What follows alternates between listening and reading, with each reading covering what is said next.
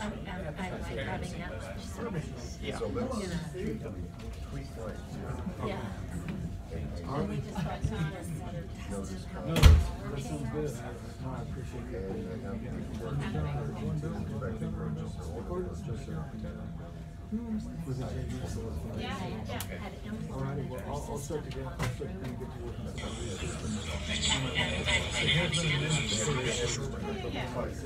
She asked for a dog. Marjorie. Thank you, John, I appreciate it. Oh, look. Oh yeah, I think Right. put pretty there and then say such pet shop shall copy that. Refer only to the one.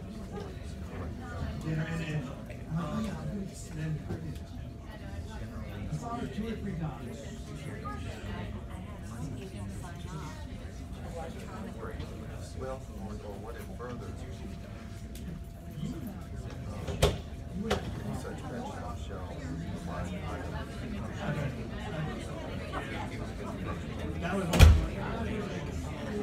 working on. Records required by.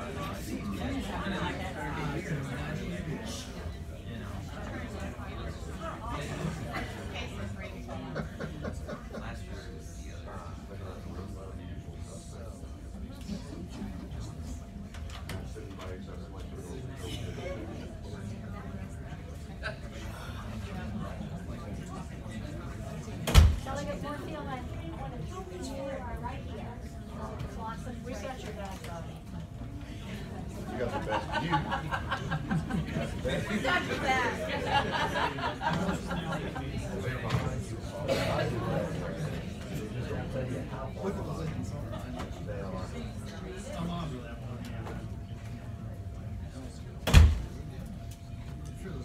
Sit. Am I good?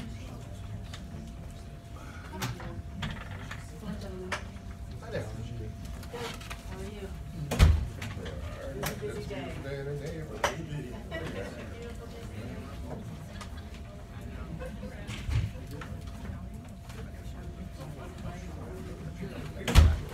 Okay. Sure.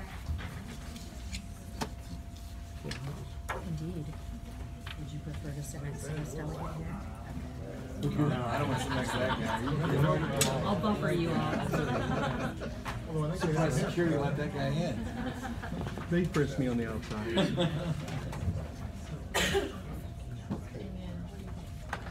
well, then it's a yeah. That's the name right there.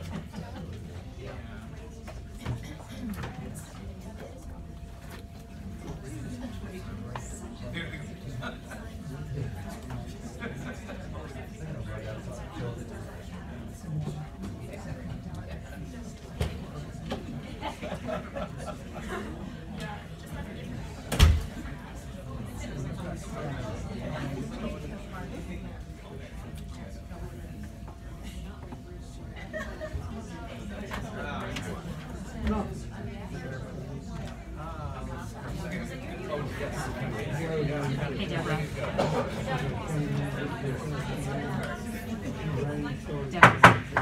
All right, we're going to go ahead and get started on the subcommittee number 1, agriculture. We've got a couple of items. We, per the patron on House Bill 738, Delegate McGuire, he's asked to strike that. Okay.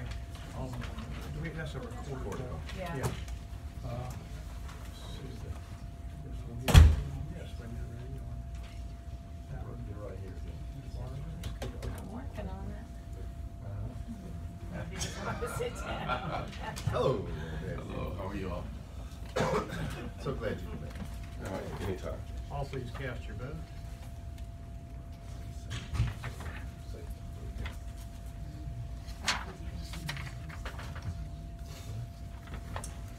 Okay, it looks like on a vote of 6-0, the bill's been stricken per the patron's request.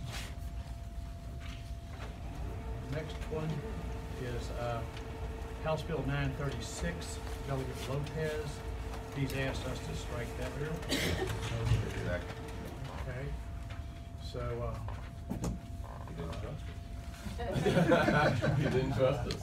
All right. Where's all, the trust? all in favor, please cast your vote. You think we're gonna pass it out? Okay. Well, these guys, yeah. Delegate Lopez, we just struck all three of your bills.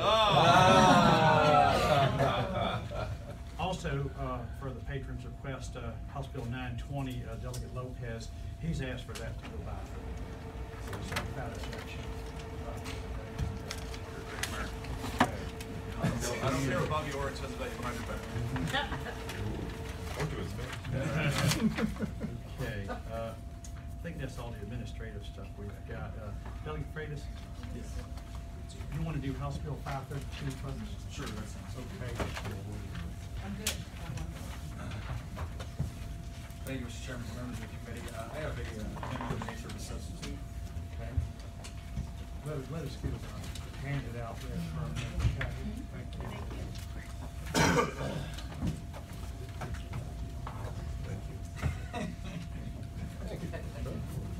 I had it all written. So, Delegate Freitas, you want to let us know before we adopt it, you're going to tell us, I believe, this conforms to Senator Vance's? Yes, as much as it pains me to do this, Mr.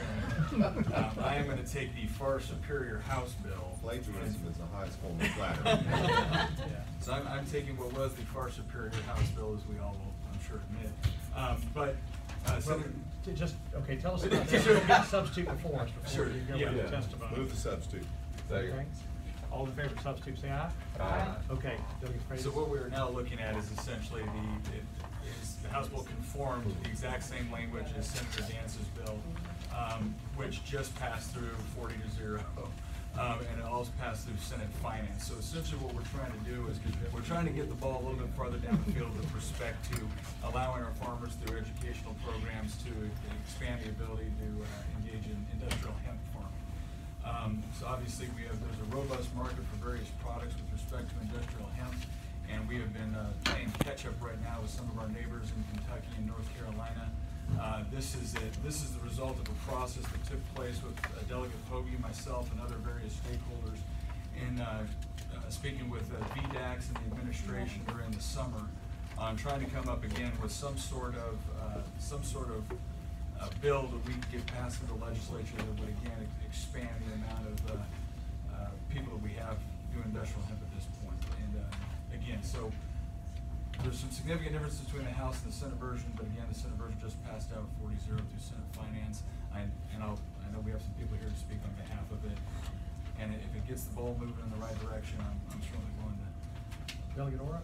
Mr. Chairman, I'm going to propose an amendment to the substitute, and that is on lines, last page of the bill, lines 801, 803, we strike the clause. He tried to sneak it in on us, I'm just saying. Well, I was going to ask him to have fiscal impact. That's a statement to it. And for those in the audience and the freshmen, that's language that the Senate, a la the days of John Chichester, put on legislation so that they could pass it, but then when it wasn't appropriated in the budget, it didn't happen. But the problem, it then potentially still goes in the law books with a little caveat here at the bottom or whatever, and uncertainty, so it really just makes a mess out of the code. So the House has always resisted that language. We're gonna make sure the money's there before we pass a bill out. And Delegate, are you aware if there's a fiscal impact on this substitute? Yeah, my understanding at this stage is this will need to be referred to appropriations. Okay. It's a much smaller fiscal impact than the original. So if we do, you know what the proper motion will be at the proper time. Okay, there's a motion on the floor to strike the clause. Do I have a second? Second. All in favor, say aye. Aye. Okay, the bill's amended to reflect that. Okay, knowing kind of where the flavor of this is going, anyone here to speak in favor of this measure? Or, yes, sir. Mr. Chairman, members of the committee, I just wanted to say thank you, and we do support this bill. My name is Jason Aventucci with the Community Industrial Hemp Coalition. The budget amendment is also, they did prepare the money for 2 positions on the bill on the man side, so this is exact replication. Thank you. Thank you. Anyone else?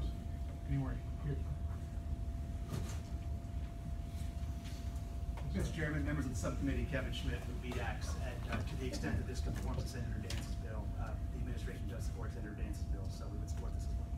Thank you. Anyone here to speak in opposition? Okay, committee? Move to recommend reporting and referring to appropriates. Second. Any discussion? Okay, all in favor, please vote.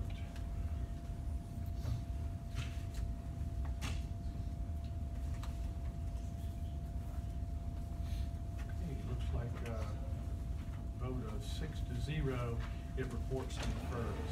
Okay, Delegate, do you have another bill? Yes, Mr. Chairman, HB 1479 is equine liability. Essentially, let me tell you a little bit about what it is. This was brought to me by the Virginia Horse Council.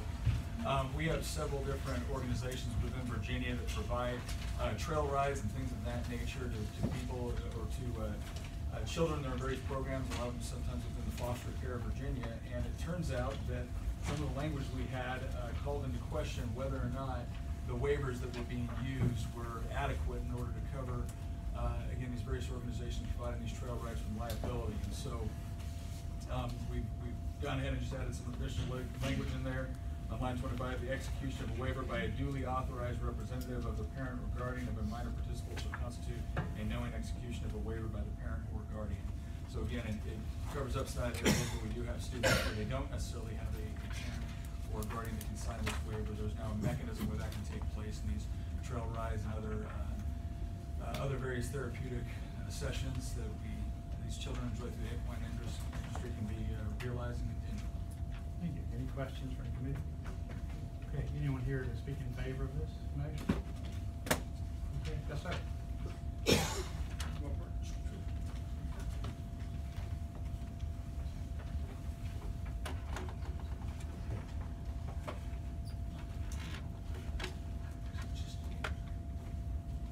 Yeah, just tell us who you are. And David Lamb, according to Bell, Virginia. I'm on board of the Virginia Quarter Horse Association and the Virginia Horse Council. This amendment we're asking for would be very advantageous to those of us in the horse industry. Back 20 years ago, when we got the equine liability law passed, the family situation was a little different. You most time had parents that go along to horse shows, whatever, with you. Now, a lot of times, you'll have a mother that the two children need to go two different directions. So we take them to a show, but we can't legally sign the waiver. And that's where we found that you're trying to do good things for young people, yet it says in the law you need to be a parent or legal guardian. So we as a horse trainer or coach want to get so we can sign for the children and do this legally. That's the whole purpose here. Okay. Thank you, Councilman. Okay, yes, sir. Mr. Chairman, members of the committee, Jonathan Harding with Virginia Agribusiness Council. We're also in support of this legislation. Is anyone here in opposition? Okay, committee? No voice. Recommend reporting. There's a motion and a second to report. Any discussion? All in favor, please vote. Okay, looks like a vote 6-0. It moves on up. Thank you, Mr. Chairman. Yes, sir. So we got here.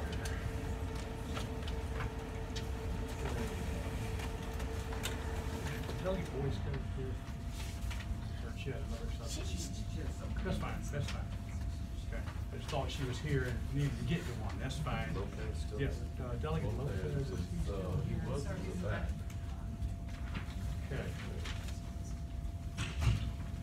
Delegate Lopez, I believe you have House Bill 951. Yes. So, some of the people who are testifying with me I don't believe are here right now. Well, we can pick somebody else. Yeah, Delegate Rodman. Adams. Adams. Pardon? Sorry, Delegate Adams. All right, Delegate Bell. Well, we're gonna take another one. Delegate Adams, you go ahead, if you're ready. Yes, ma'am. Saw Deborah. We're new. Besides of well.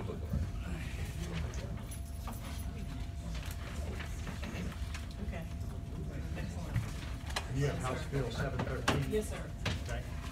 Mr. Chairman and members of the committee, thank you for your bill really does is seeks to make an incremental change toward progress in the care of our dogs that are being bred by the commercial breeders. Virginia law currently does prohibit some wire flooring, but what this bill asks us to do is to prohibit essentially all wire flooring from our dogs, and specifically as it relates to commercial breeders.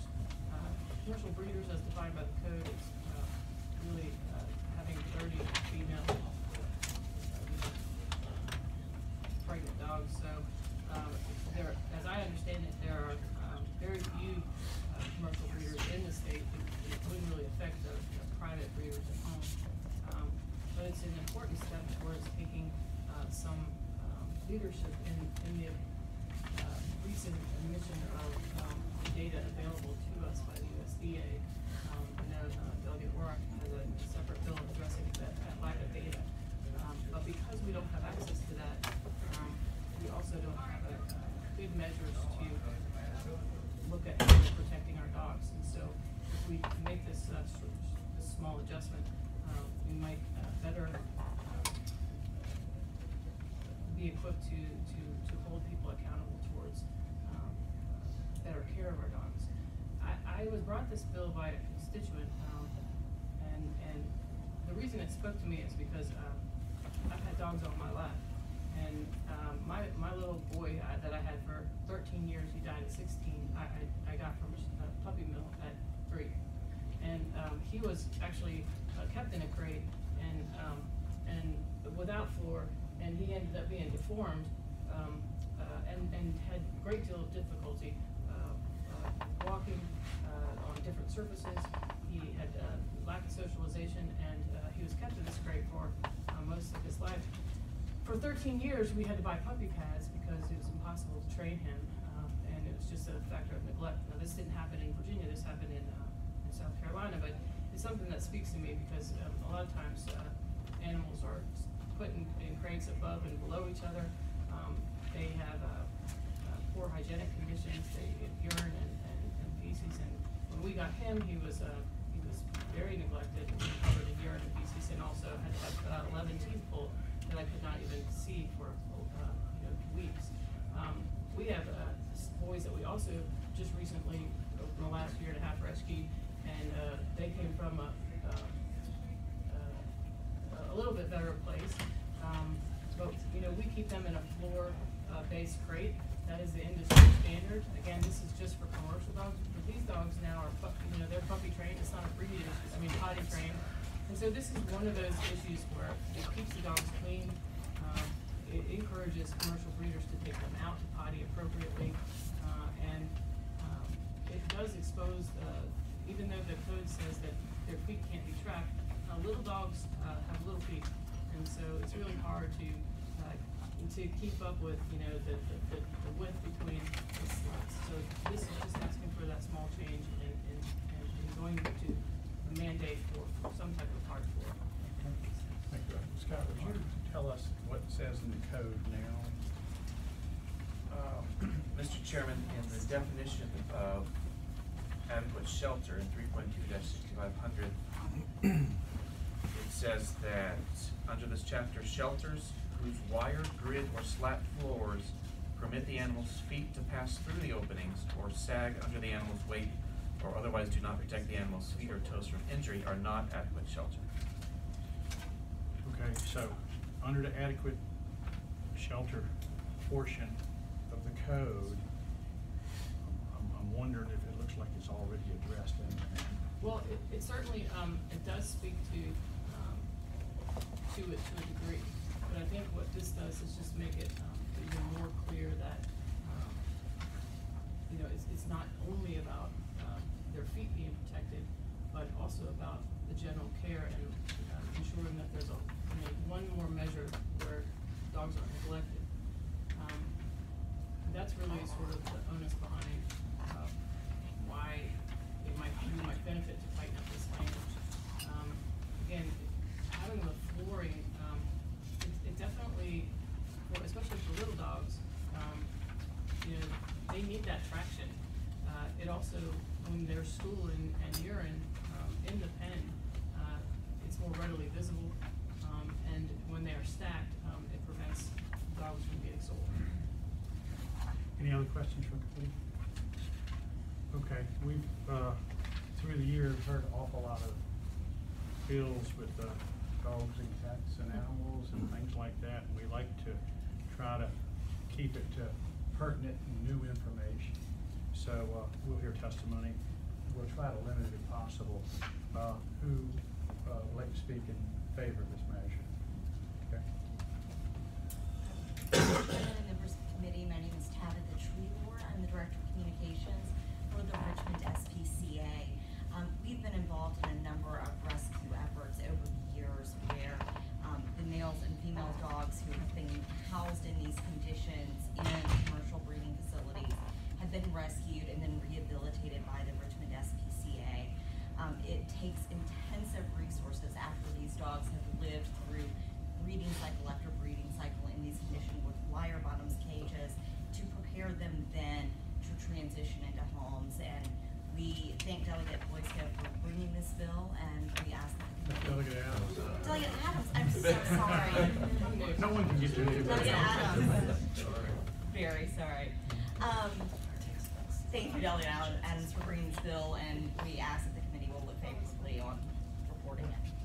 Mr. Chair. Did the rescue occur from Virginia? I mean, where, or did you pull them out of some other state? The very first of the rescues of the mammoth that I'm talking about occurred in 2007 from a puppy mill that was in southwestern Virginia. We've had a number in subsequent years. Some bills have been passed that limited the number of breeding females since that time, but even with that limited number of breeding females, the wire bottom cages that they're kept in are in the same conditions. Yes, ma'am. Deborah Brooks with the Virginia Federation of Humane Societies. We absolutely support this bill. The point I want to make is that the adequate shelter definition is, in my opinion, basically for those of us who keep animals in our homes that are crated sometimes, not all the time. When we talk about commercial breeders, this is the 24/7 housing for these animals. So we would hope there could be a different standard of humane care for these animals, and we wholly support this bill. Thank you. Yes, sir. Mr. Chairman, I'm Matt Gray with the Humane Society. Thank you, Delegate Adams, for patroning the measure. We support the bill. Again, Ms. Griggs made a really good point, which is there's a big difference between 30+ pregnant females at a large-scale facility versus individuals and their pets at home, which I think explains why there's some value in setting a different standard of care for a larger scale facility. Thank you. Okay. Mr. Chairman and members of the committee, I'm Karen Moran with Virginia Positivity Initiative, and we greatly support this bill also. Thank you. Okay. Okay, is anyone here opposed to this bill? Yes, ma'am. Hi, I'm Alice Harrington, Virginia Federation of Dog Clubs and Breeders. And while this purports to understand everything there is about commercial breeders, I don't think that's correct. And I think that the definition already contained in the law is perfectly adequate. There are legitimate reasons for using wire floors. I have a picture here of one of my girls, and I am not a commercial breeder. And you can see that the pen is partly wire and partly has a covering on it. And you can pass it around if you want everybody to look at it. What this enables is that young puppies learn, this is the first step in housebreaking. They learn there are places where it's okay to go potty and places where it's not okay to go potty. It also reinforces their natural instinct not to soil their den. So if we have these blanket things that say you cannot have any kind of a wire floor, you will preclude a good practice like this. Also, it's very important for young puppies to be exposed to multiple different types of surfaces. There's a rule, 7 weeks, 7 surfaces. So this is another way of starting them. And they adapt very well. And you can see, here's pictures of the puppies interacting with a toy on the surface. Their feet are not going through, they're fine. I would like to not have this good practice outlawed by a minor detail. Anyone else? Committee? I'll let you wrap up real Just quickly. in summary, you know, I understand, the opposition's concern, and unfortunately, this was just brought to my attention. That being said, that's, you know, again, this is for the commercial breeders, and this is one person's opinion. Multiple people train dogs and puppies in ways, the industry standard is on a flat, hard surface. You know, I think it's important to consider that, this would not affect the large, number of, people who breed on a smaller scale. And this is really to protect our animals from probably the least compassionate, practices that could come from the commercialization of dog breeding. Committee, questions? Ready? I have a motion. Second. There's a motion to PBI and a second. Anyone have any discussion? Okay. Please cast your vote. Motion's to PBI.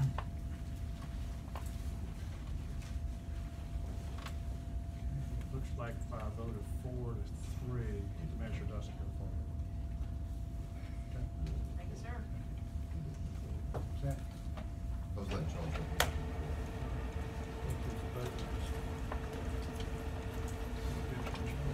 Charles can't listen. It was not recorded, but I can update it. Okay. Okay, to a yes? Yes. Okay.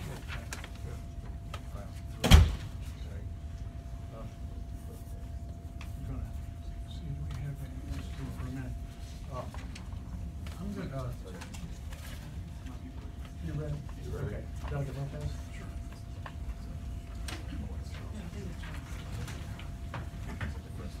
Okay, please give your attention to the delegate. Afternoon, Mr. Chairman, members of the subcommittee.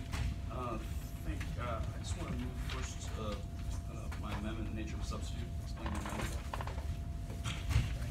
Let's give you a minute. Sure.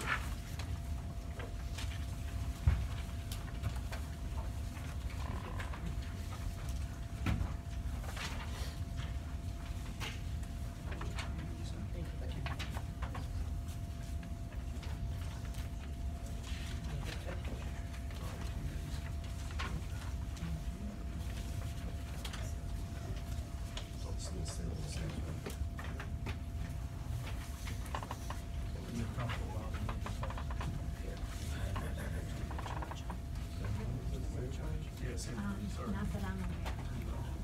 I'll move the substitute. Second. okay, the substitute before us, all in favor of substitute, say aye.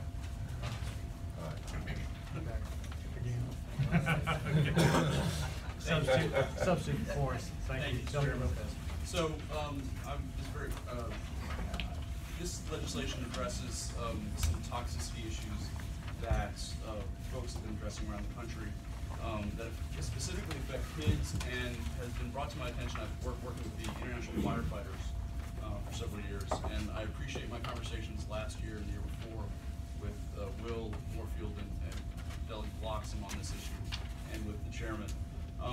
The amendment, after working with the manufacturers, and Mr. Vassy from the manufacturers, changes 4 things. It basically adds an exemption for all-terrain vehicles and off-road motorcycles. The intent of the bill, as you all know, is to provide protection in the home where most children and firefighters will come in direct contact with these chemicals. It's not to address the all-terrain vehicles and off-road motorcycles. And so this exemption was made in other states, and so we made the same exemption. It removes the manufacturing of these products from the ban. So it only apply, so our legislation now only applies to the sale of products with these chemicals. 3, it no longer creates the Virginia Product Safety Fund because the fines for manufacturing of these products has been removed. And then 4, it moves the oversight to the Virginia Department of Health's bedding and upholstered furniture program instead of VDACS, the Virginia Department of Agriculture and Consumer Services. So, flame retardants are, and also I provided each of you with some background materials, 5 documents. One is a letter from the International Association of Firefighters in support of the bill, and then some details about the TSCA review regarding decabromidyl phenol ethers, And then I think this is actually sort of interesting. It's actually incredibly interesting. It's the TSCA health effects and exposures of certain flame retardant chemicals that are included in the bill, what the hazards and health effects are, and then also how they're detected in the home. And then another document sort of details in more, gets into the weeds a little bit more about the TSCA impacts, and then another letter from IAFF regarding HBCD and the TSCA review that happened with that. So last year you had asked for more specifics about the impacts of these chemicals have on kids and firefighters and in the home, and so I wanted to make sure I provided that to you. So let me make sure I don't lose it. Here we go. Basically, flame retardants are some of the most common sources of toxic chemicals in our homes and in our lives. While they are originally designed to prevent products from catching on fire, flame retardants in upholstered furniture and children's products have been found to actually be ineffective, unnecessary, and even harmful. And they're used on everything from furniture to carpeting to kids' products. One example is the toxic flame retardant chlorinated tris, which was banned from children's pajamas in 1977. But that same chemical is now showing up in other equally dangerous but legal uses, including crib mattresses and nursing pillows that cradle vulnerable kids. Unfortunately, flame retardants don't stay in these products. These chemicals leach out and get into people and pets.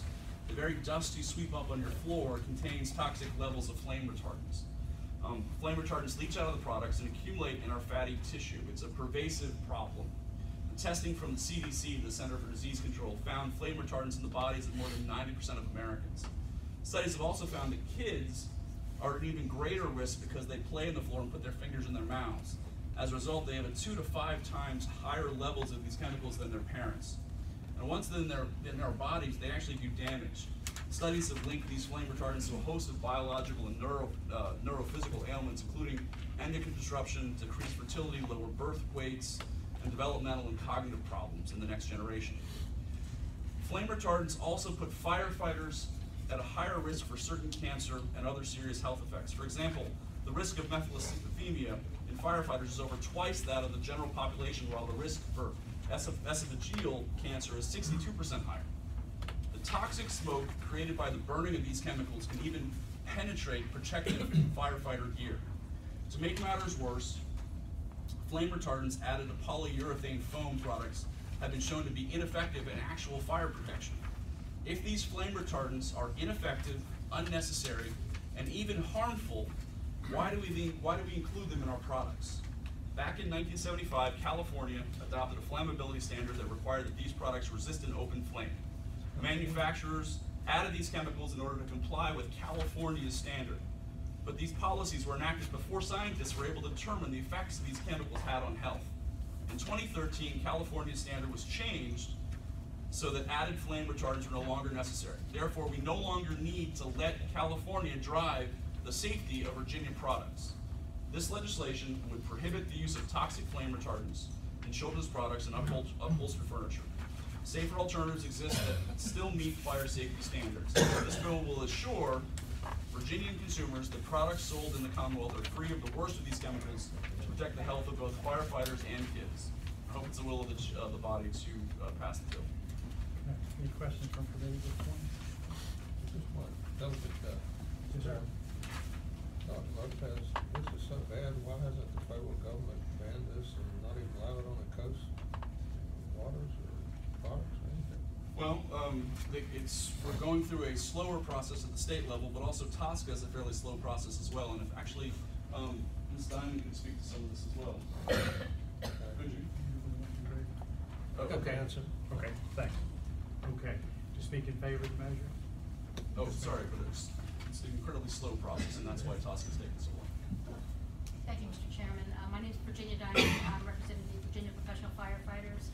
They are in favor of this bill. This is a request that they have been working on for a number of years because these flame retardants are hazardous not only to our families, our children, but also to firefighters who are exposed to them when they are engaged in fire suppression or overhaul, and they're exposed to these carcinogens. And so they've been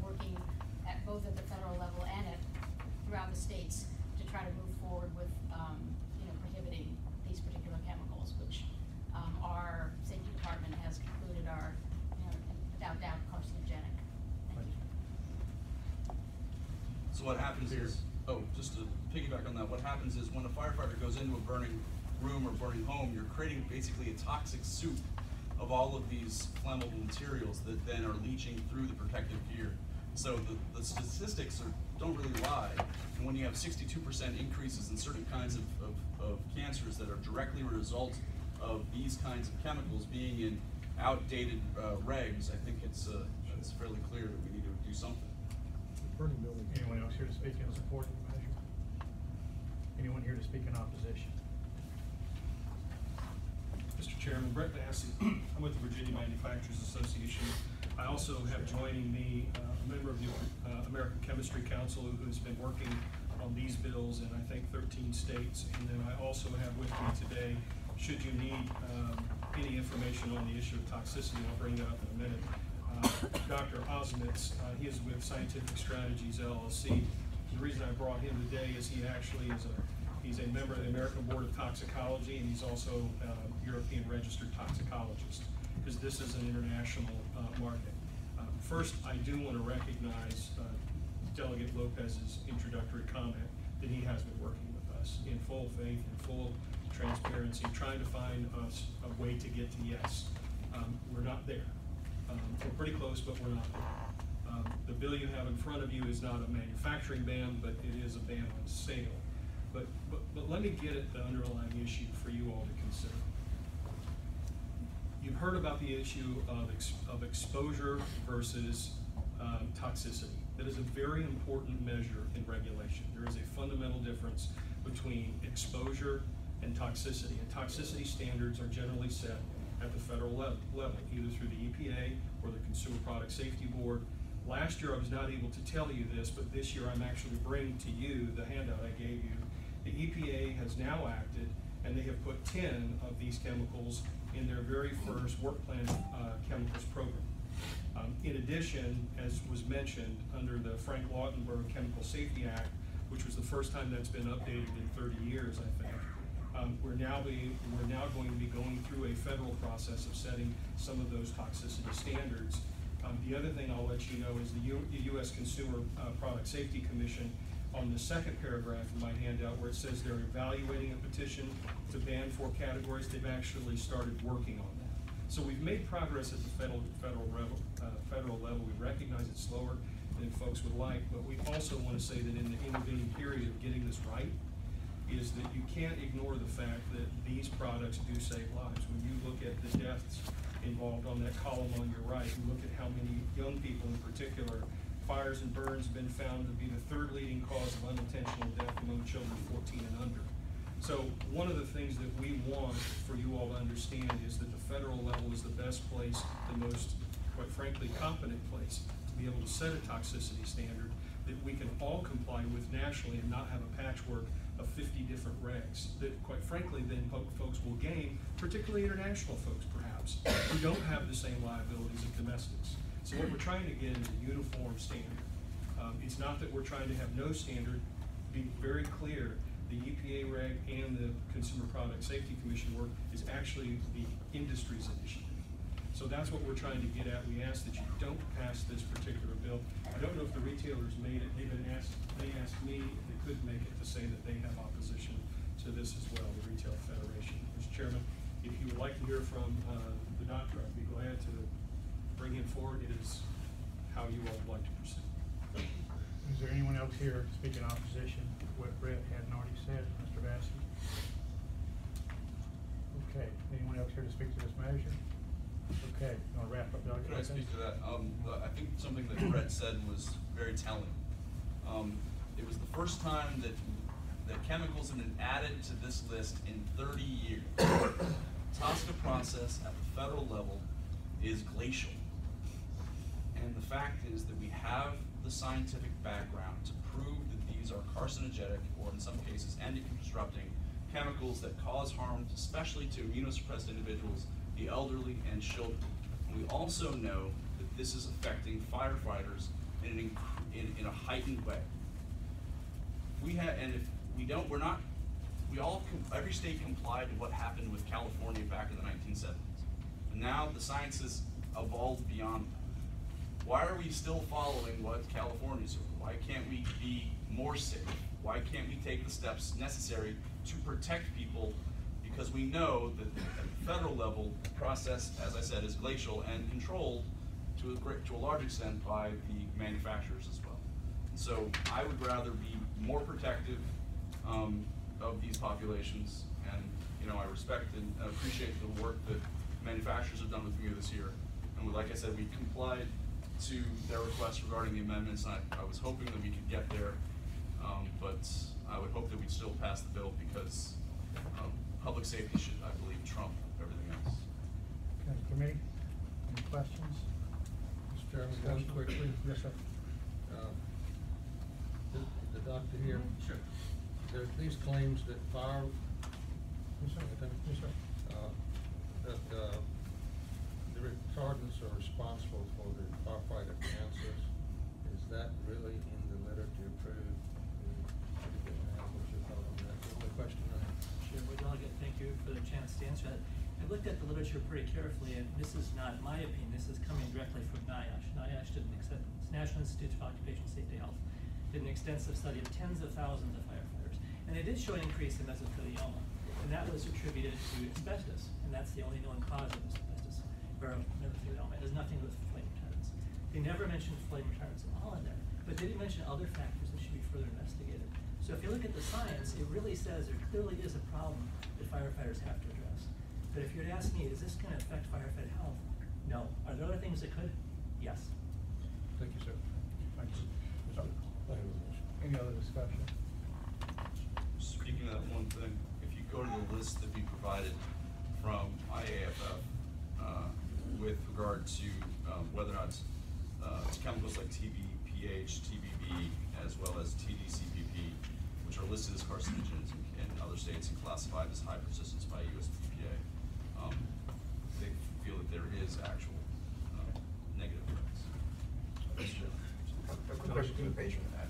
So I appreciate you bringing this, and I think this is a really important public safety measure, but I'm just a little bit confused because we've had testimony from those representing the firefighters, we've had testimony about protecting children, and the last line that creates the regulation also talks about children under 12 or women who are pregnant expected to have direct physical contact. So it seems to me there are several different categories of people that we are trying to protect.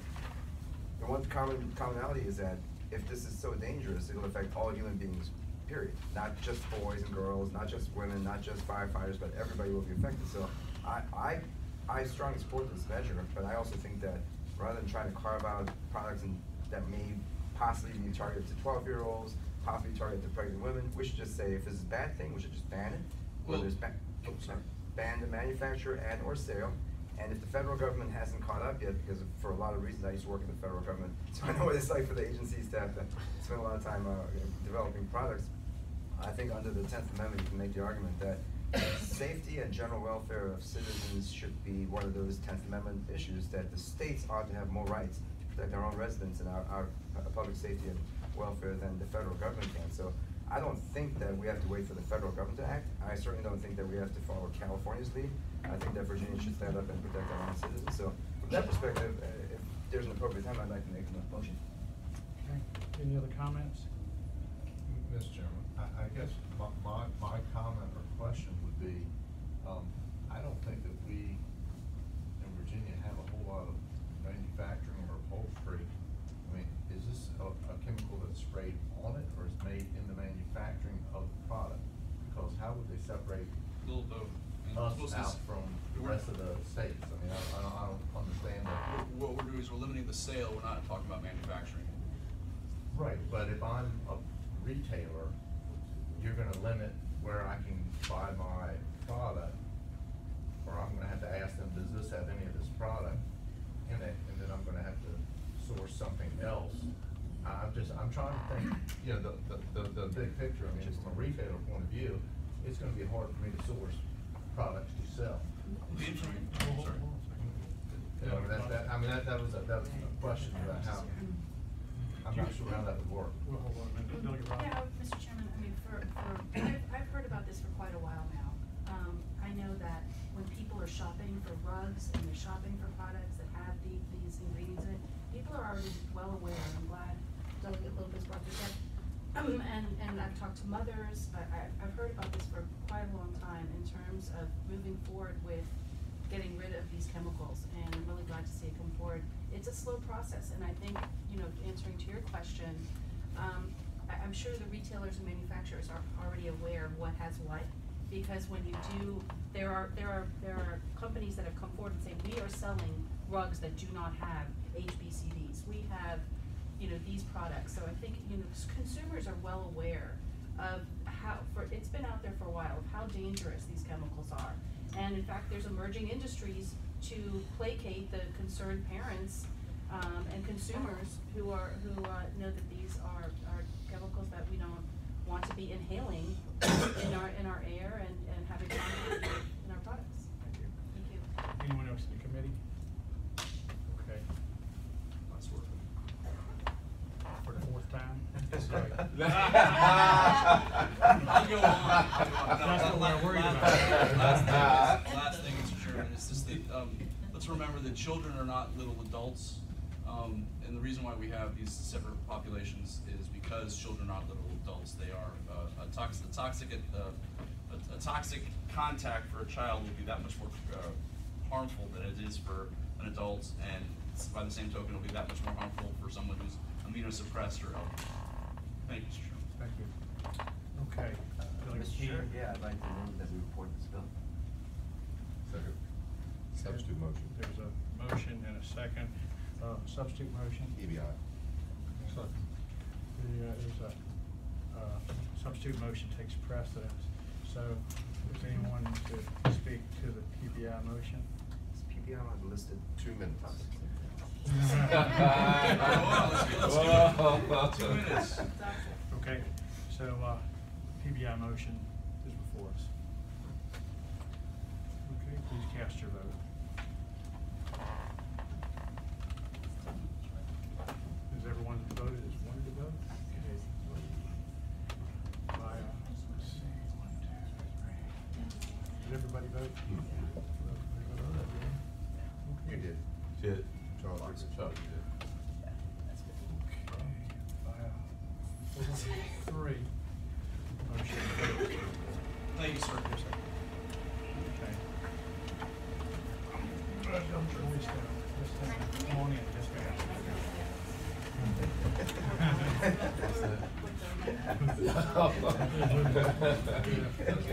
You've already been here before. Yeah, I've been here before. A little inside joke, we'll tell you about it later. Delegate Boysko, you have 1087. I do, yes. Mr. Chairman and members of the subcommittee, today I present HB 1087, prohibiting the use of animals in non-medical testing when modern non-animal methods are available.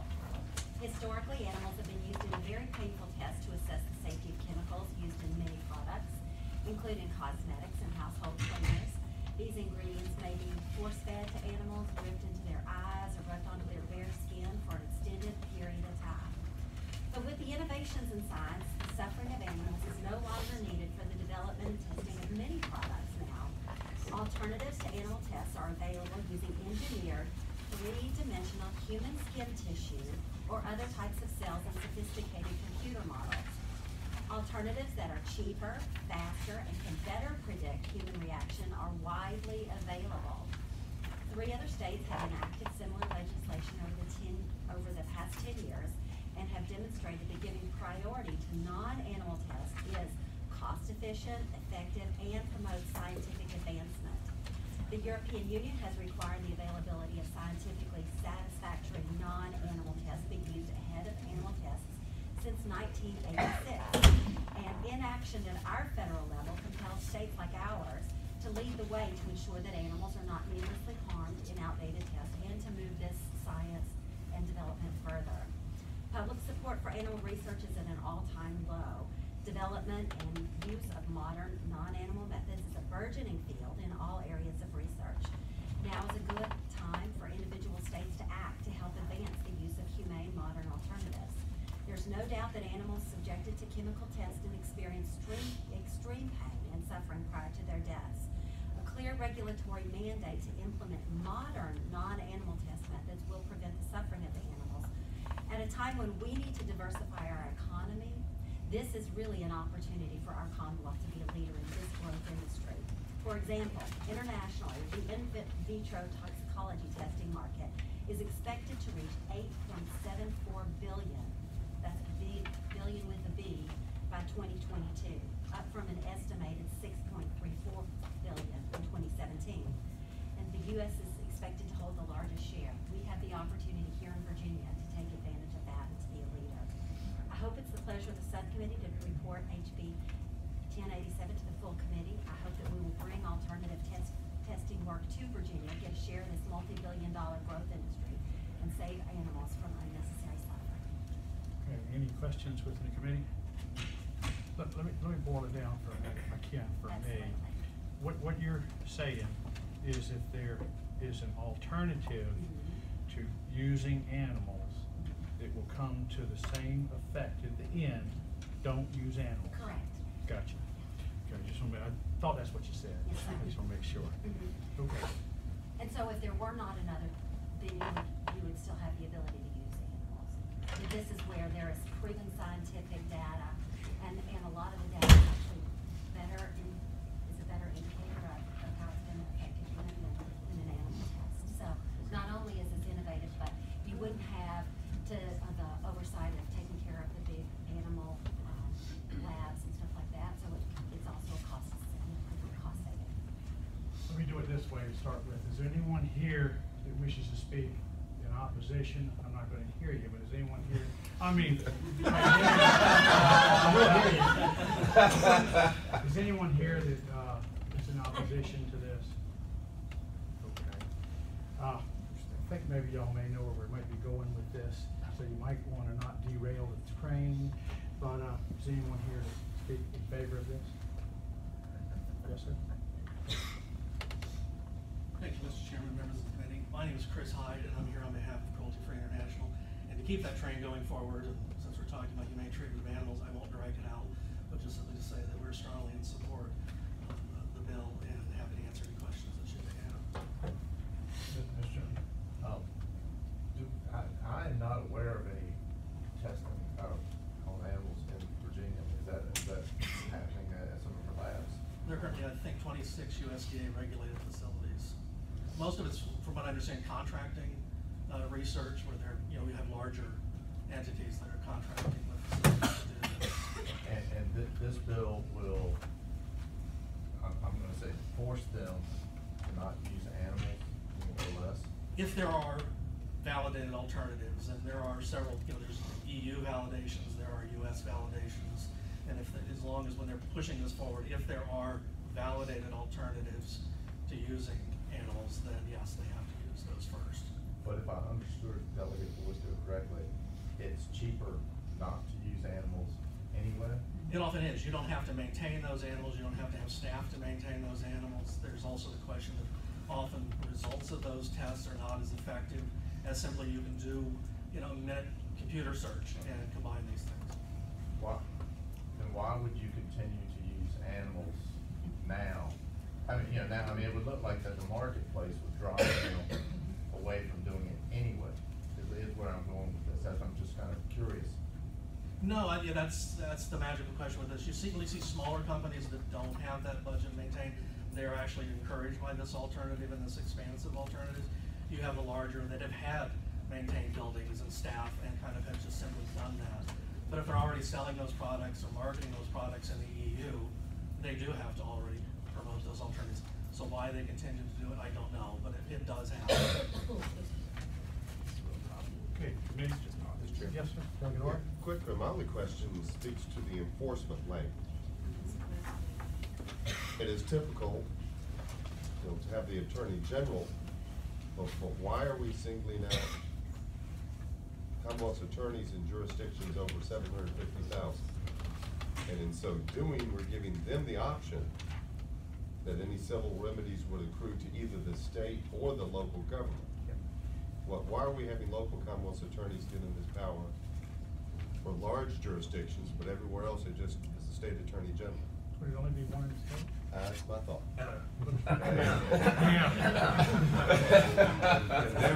That's a job. There you go, Delegate. Delegate Whitaker, do you have an answer for that? I'm afraid I don't. Mr. Chairman, I'm going to propose an amendment because I haven't done one for 5 minutes. On line 54, after Attorney General strike, the rest of the line through occurred comma on line 55. And then on line 59 after Attorney General, period. What that would do is say the Attorney General can enforce this and any civil actions will accrue to the Commonwealth's treasury. And I think you know what that does, don't you, Delegate? Okay, it doesn't do any harm to your bill. You know, it just, you know. We're from the Not a local government revenue bill here. And Delegate made that in the way of a motion, do I have a second? Sure, second it. Okay, all in favor, say aye. Okay, the bill is amended as before us. Now, committee operate on the motion? Mr. Chairman, I move that we support the bill as amended. No, second?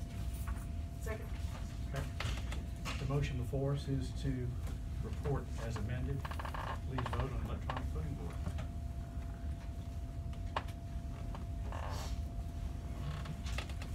Okay, Delegate, your bill reports moves forward 8-0. Excellent, thank you all for Thank your you. time, I appreciate it.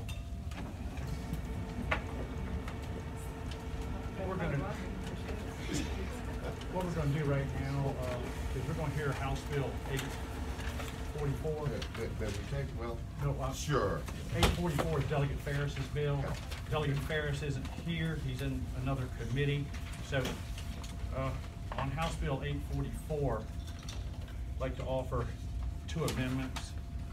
At the end of line 15 and the end of line 18, we're changing from 1 contiguous acre to 1/2 contiguous acre. And we've done some research, and a 1/2 acre of a vineyard or 1/2 acre of an orchard still constitutes a significant amount of agriculture. So, somebody want to move that amendment? Sure. Okay. All in favor, say aye. Aye. Okay, the bill is amended as before us. All of us that were here last year saw this bill about burning. This is pretty much a cleanup bill to make sure that you can have a controlled burn within the orchard and the vineyard. I think everyone kind of understands where we're going on this. Is anyone here in the audience wish to speak on this measure? Yes, sir. Chairman, committee members, Rob Farrell, State Forester. On behalf of the Department of Forestry, we strongly support this bill. Thank you, sir. Thank you. Okay. Committee? Sure. I move to report. Second. Okay. All in favor of that motion, please vote on your voting board. Thank you. That was a lot quicker than if Delegate Ferris had done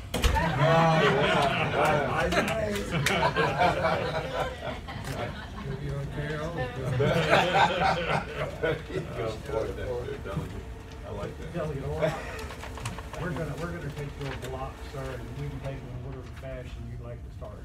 Alrighty, well, just because when I'm done, I guess we've got one left, I'll save that for my last as well. Yes, So, sir. May we take up, Mr. Chairman, and Subcommittee House Bill 877? And so things are in the proper posture, Mr. Chairman, I've asked Scott to draft a minor amendment. So I do it to my own bills just as much as everyone else's. You said 877? 877. Okay. We're gonna get the amendment before us. Okay, Mr. Chairman, on House Bill 877, on the last 2 lines of the bill on page 4, line 235, after the phrase "Office of the State Veterinarian upon reasonable notice," put a period there. We'll start a new sentence that reads, "Any such pet shop shall make the records required by subdivisions B1 through B4 available." And then it continues on the existing language of the bill, "to any bona fide prospective purchaser," etc. And Mr. Chairman, members of the subcommittee, before you act on that, what that does, someone bifurcates the information. What this would do is require the pet shops to keep all of that information. It would allow the potential purchaser or the new purchaser that relevant information as it relates to the health and well-being of the animal, but not get into the weeds of what facility they actually came from. That would now just be the purview of the state vet's office in the event there was a problem, a pattern, that they needed to try and go after. Okay. Would you like to move your own amendment? I would, please. Okay. All in favor of the amendment, say aye. Aye. Okay, the bill's amendments before us. Delegate And, Ross. Mr. Chairman, the only change to the existing law first is, and this is pretty significant, on page 3, line 153, we further clarify what a pet shop is to make clear that it's a retail establishment. Just add the word retail. The interpretation under existing law, hobby breeders, anybody who sells animals is a pet shop. And so this just makes clear that'd be retail. Then continuing on, and with that context, and then all the new language is on 211. This is brought about largely out of necessity because under the puppy mill bill of years past, we did require that you could only purchase from out-of-state breeders that had the USDA licensure. The state vet could access that through USDA website, and that became unavailable to the state vet as of March or April of last year. So the only means whereby to get this certification information is to file a FOIA, which takes somewhere 6 to 8 weeks to get the info. What this would do is put on the front end that out-of-state commercial breeder would have to provide to the state that federal licensure certification. And that would be part of what the pet shop would keep as a part of their normal records. And then you see continuing down that they would breed, age, date of birth, so forth.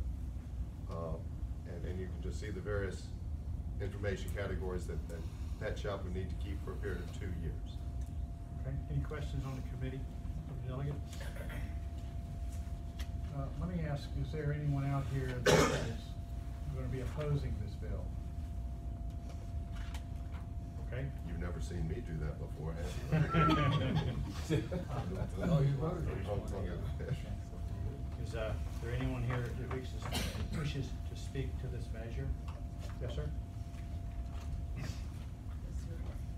Chairman, committee members, my name is Chris McShee, and I own 2 pet stores in Virginia, one in Roanoke and one in Stanton, for over 28 years.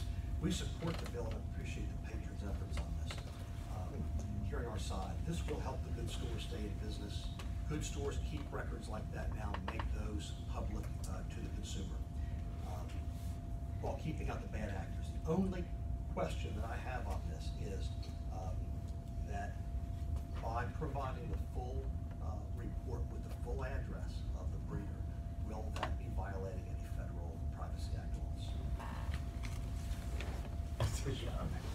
And I think, Mr. Chairman, we corrected that with the amendment where now the consumer only gets the language 1 through 4, which speaks to the breed, the sex, identifying information, and all the inoculation information. Okay, I didn't understand Right.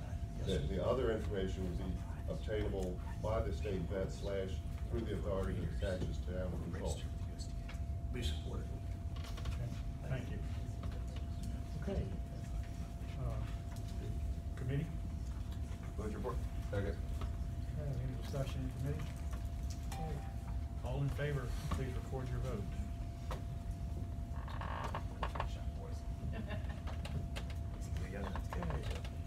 I vote 8-0, the measure reports. And, Mr. Chairman, House Bill 865, if we may, and I've asked Scott to do an amendment to substitute to distribute that. And if you wish, Mr. Chairman, as that's being distributed, let me tell you what the amendment nature of the substitute would do. It's permissive legislation allowing a local government, if they so choose, to adopt an ordinance that would require of a pet shop a cash, or I believe property bonds would be included, with a floor of cash equivalent or letter of credit,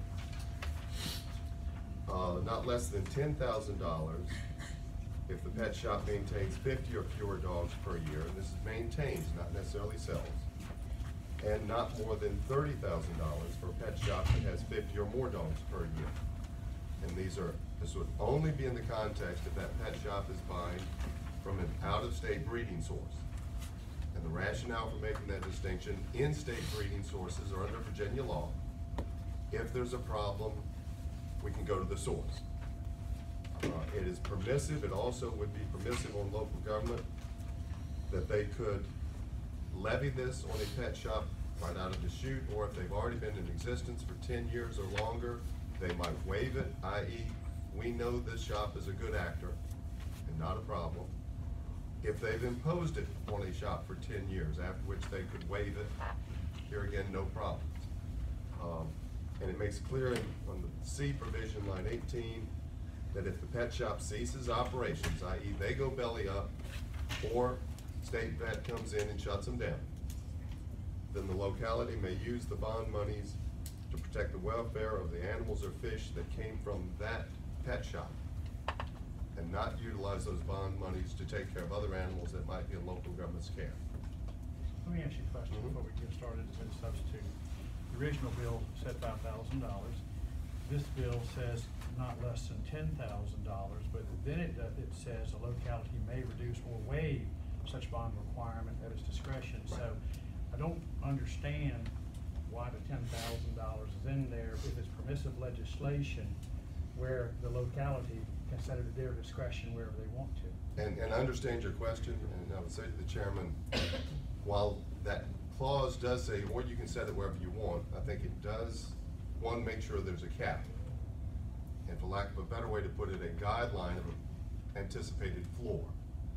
But I was purposefully not trying to tie local government's hands, because the purpose for the bill, Mr. Chairman, members of the subcommittee, in the event a pet shop goes out of business and the animals are then left abandoned, that local government's gonna have to take custody of the animals and care for them. This has happened in a couple instances, and it's far exceeded the bonding amounts that would hereby be collected in those few instances for various reasons. I didn't want to make it an onerous bond, because I do think we're talking about a very few small actors. And also, I didn't want to make a circumstance whereby local government, I didn't want this to be a business disincentive local government could use to keep them out from coming in if they're a good, reputable business and want to come in. But I would leave that to the subcommittee's discretion. If you want to wordsmith it, you've been known to make some good amendments too, Mr. Chairman. That's quite the compliment.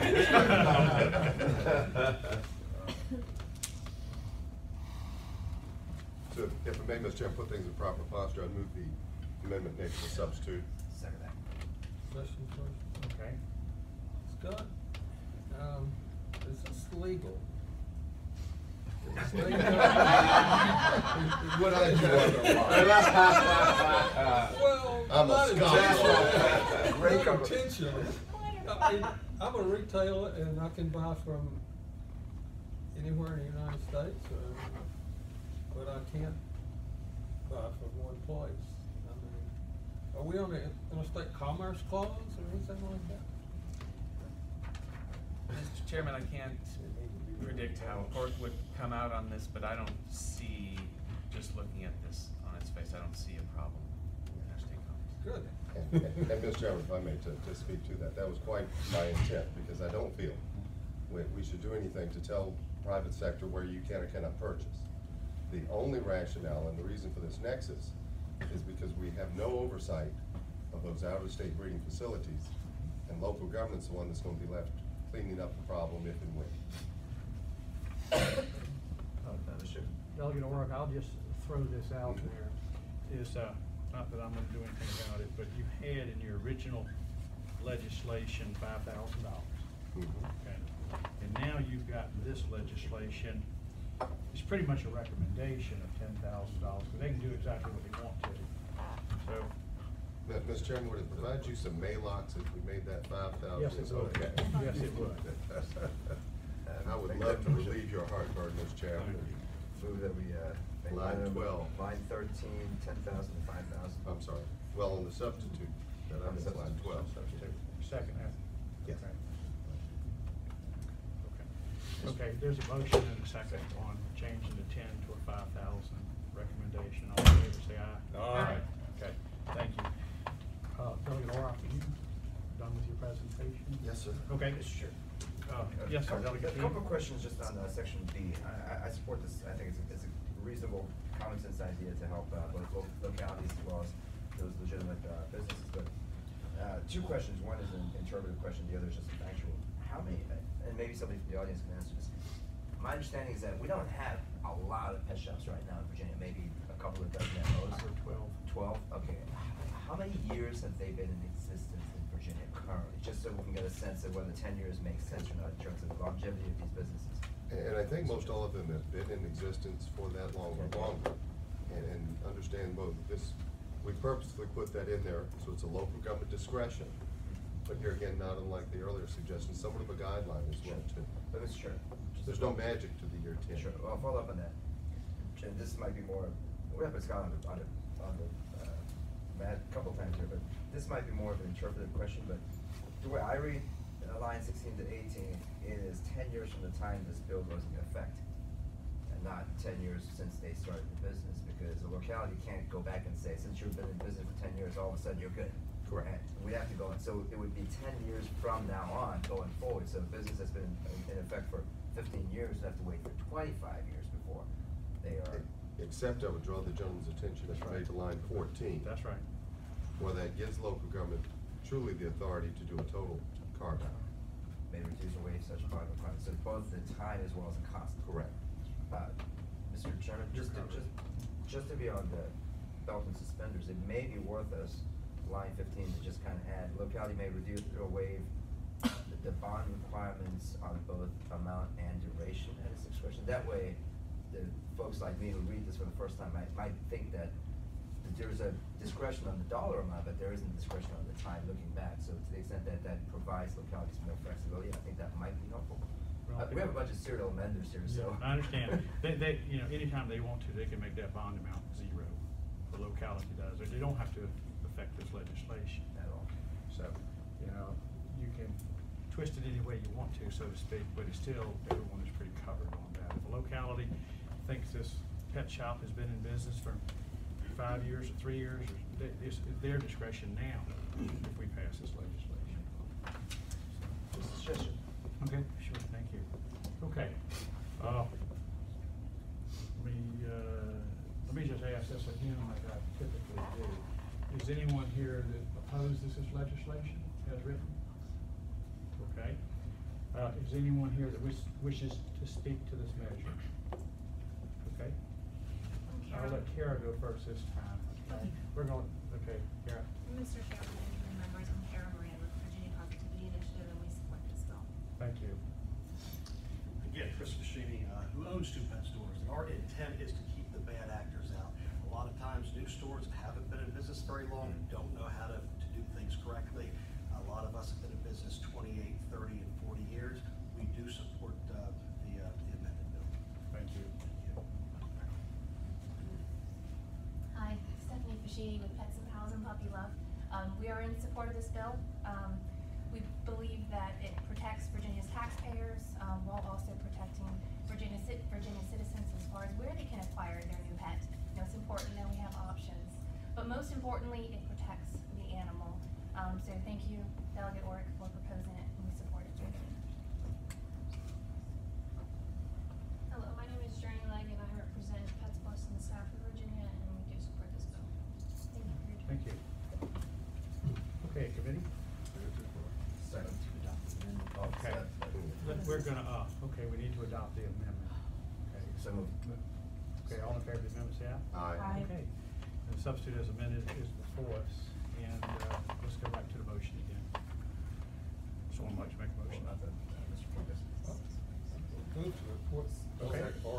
Okay. This is legal. Today. We have a motion and a second. Any discussion? Okay, please cast your vote. The voting board. Okay, is that all? 6, 7. Okay. Your legislation reports and moves forward, Delegate Orrick. All right, Mr. Chairman, House Bill 889. And Mr. Chairman, I've asked Scott to draft an amendment for this measure as well. And if you want on this one, but before we hear the amendment, long and short of this measure, Mr. Chairman, members of the subcommittee, I think that already under local government's authority as it relates to ensuring the welfare of animals within their jurisdictions. They already have the power to pass ordinances for any number of things in this area. Specifically as it relates to tethering, a number of local governments have already done so. We still see tethering bills down here every year. And a lot of times the justification that I've heard over the years is, well, my local government didn't think we had the authority, or some other similar type of argument. So, Mr. Chairman, my intent in this legislation is to clarify, so every local county lawyer, county supervisor, whatever, can read the law and know they have the authority, and we don't need to force on every jurisdiction a policy from the state down. I think government works best when it's at the closest level to the citizenry.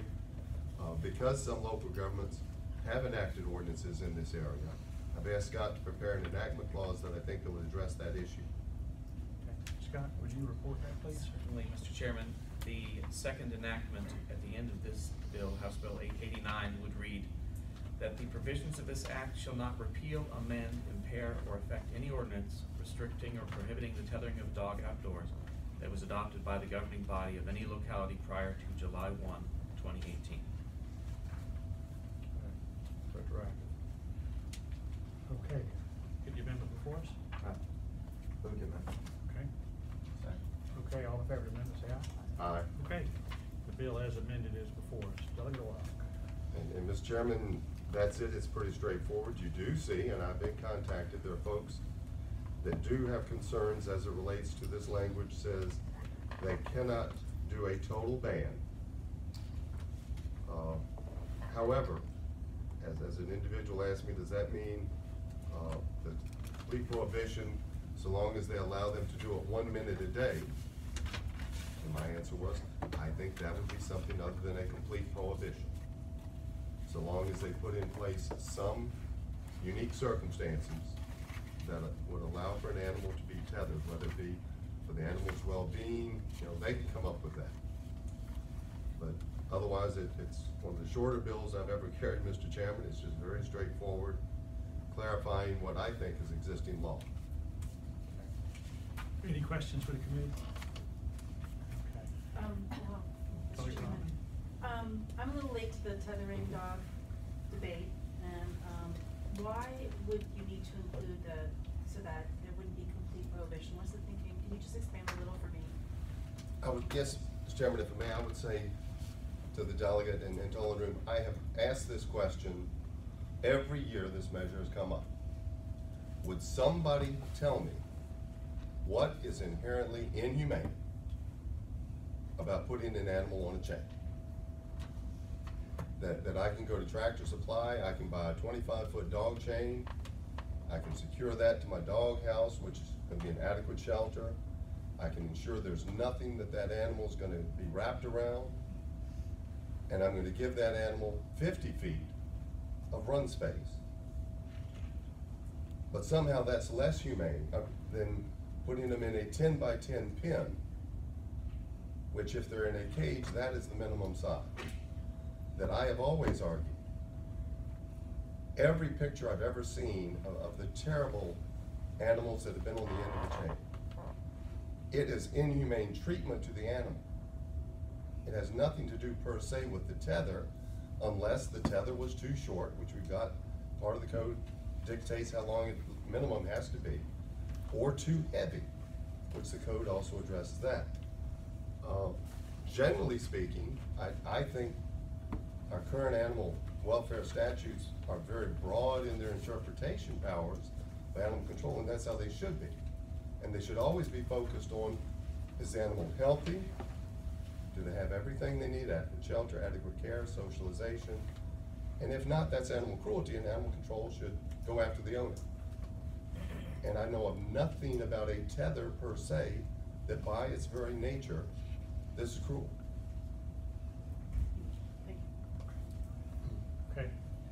We'll hear testimony on this. We'll try not to be redundant, so anyone here to speak in favor of this motion?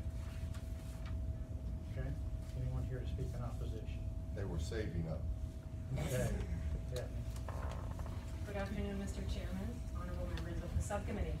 My name is Daphne Nachminovich, and I'm Senior Vice President of Cruelty Investigations for People for the Ethical Treatment of Animals, which is headquartered in Norfolk.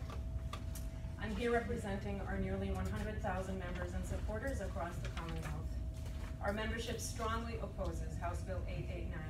I have a great deal of respect and appreciation for this bill's patron and everything he has done to advance animal welfare in the Commonwealth. But I respectfully disagree with him on this particular bill, as it is not only unnecessary, but would also cause dogs to suffer. Virginia localities, as the delegate said, already have the authority to pass tethering restrictions and bans. In fact, dozens of localities have already done just that. If passed, this bill would deprive animals of one of the most important protections which localities already have the authority to afford them. Cities such as Portsmouth, Norfolk, Hampton, and Suffolk have banned unattended tethering altogether for the very reasons that bans are far more easily enforced than time limits.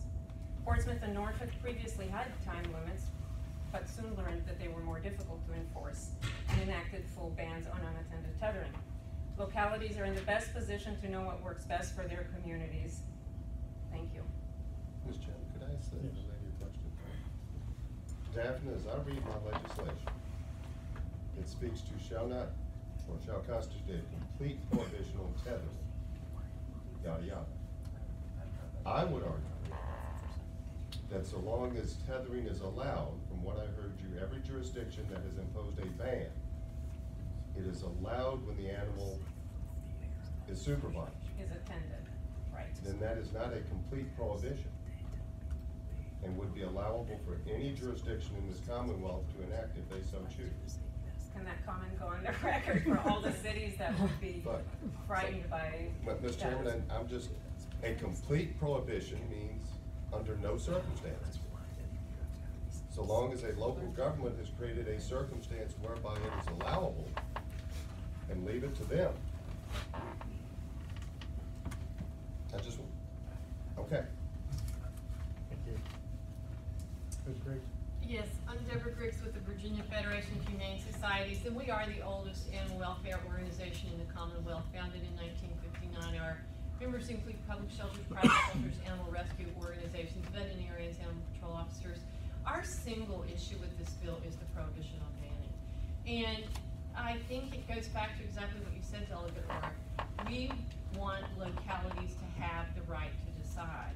To have language in the code that says banning is prohibited is a very clear edict from the state. So making clear that localities have choices, we support. To then add on to that banning, prohibiting tethering is not allowed is something with which we take great issue. Thank you. Mr. Chairman, Matt Gray with the Humane Society. I agree with the previous two speakers. We're concerned about the language that makes clear that you can't have a total prohibition, and that city and county attorneys will interpret that to some degree to mean that they can't do some of the things that we discussed here today. Thank you. Yes, sir. Mr. Chairman, members of the committee, I'm Kirby Birch, Virginia Hunting Dog Alliance. We agree with the patron that we have not seen any evidence as to the detrimental effects of tethering. There are plenty of bad actors in every endeavor of human activity. So the tethering itself is not bad. If the housing is adequate, other conditions remain the same, the tether is not a problem. We oppose the bill simply because this is a Dillon rule state. We challenge the fact that the locality has the authority to do it. So we do oppose the bill. Okay, committee? Mr. Chair. I mean, not only based on the presentations of people that have views on this, but just as a matter of reading this, I would feel more comfortable if we actually struck out the second language, and only because there may be some localities that may decide to want to prohibit for whatever reason, or maybe not, but for us to say localities can do whatever you want to do, and by the way, this is the one thing you have to do, seems to me somewhat contrary to our edict to say that localities should know better. So to the extent that I would feel more comfortable, I would offer an amendment to strike the last sentence that starts no such all the way to the end. If there's a will to that, I'd be interested in entertaining that amendment. If not, then I may have to reluctantly oppose this bill. Well, Mr. Chairman, I would just suggest, if you want to give local governments the authority to ban people from walking their dogs, because a dog on a leash is a dog on a tether, then I'm not comfortable with that, which is part of why I left the language as I did. I think it gives local government working through the ordinance process, which you're gonna hear from pros and cons and whatever. We've got a leash law that says certain animals have to be kept on a leash and confined, and we give local governments the authority to oversee that. To me, this is consistent with what the rest of the code says, that we're gonna allow local government to ban it however they wish. Yeah, but you gotta let people be able to walk their dog and control them on a leash. And from my understanding of some of the local government ordinances that have been affected, that's basically what they have done. And I would argue that's not a complete prohibition. Yeah, Mr. Chairman, just, I appreciate that, and I do hear your concerns, and I've said this multiple times in this committee for the last few years. I'm probably the last person to be talking about these issues because I don't have a pet, and I don't own one. My family has, for a lot of reasons, I have never owned it, so I don't know the nuances of what locality is. I think there's gotta be some common sense carve out that says, obviously, if you own a companion animal, you want to take it on a walk, those exceptions will be there. And also, frankly, I mean, dealing with a lot of local governments myself, I can't imagine a scenario where you've got a local elected official who would outlaw walking of dogs and then survive to stay in that office for the next term. So to the extent that the local governments and the local politics will deal with it through its own political will, I don't feel that that would be a problem. But at the same time, I do understand the patron, it is his bill and it is his way of presenting it. So to the extent that he doesn't want to take the amendment, I respect that, and I reluctantly have to oppose it. Do you want your motion to go forward, or you want to withdraw your motion? I'll withdraw my motion to amend the bill. Okay. Mr. Chairman, what does the bill read like now? Just what you got, except for the enactment Just like that. to grandfather in any local ordinances between now and July. Okay. What? Committee, do I have a motion? Can I move on motion? Sure. I move to report as amended, recommend reporting as amended. Okay. Do I have a second? Substitute motion to pass by for the day. I'm not comfortable doing anything that might result in not allowing tethering. But this does. Says they can, including limited hours. Or maybe I don't understand. No, I did. Bob, you want to put this in local discretion? Well, and kind of, it speaks to Kirby's point, Mr. Chairman, I would say, we've got a number of local governments who feel elsewhere in code they've got the authority to do this anyway. That being said, as Dr. Poindexter would agree, we still keep seeing these tethering bills. And wanting us to pass something statewide, and the state's not the same from Fairfax to down your neck of the woods. And so that was why I brought the bill forward this year. One, we are Dillon rule, let's resolve the question. And if local governments have passed ordinances and they've not been challenged in court heretofore, let's take the potential of a lawsuit off the table by grandfathering the language. But then make clear from this point forward, under Dillon rule, local government, clearly you have the authority to do so and not have to worry about a lawsuit saying you didn't have to. I would rather fight this battle in Caroline County where I live, if my supervisors were to try and come forward with something, then keep fighting the battle here in Richmond, where I think the delegate would agree, rural Virginia is markedly outnumbered. And I think that's where you see more animals tethered because you've got more open space. You've got more opportunity for the animals to live a perfectly happy life,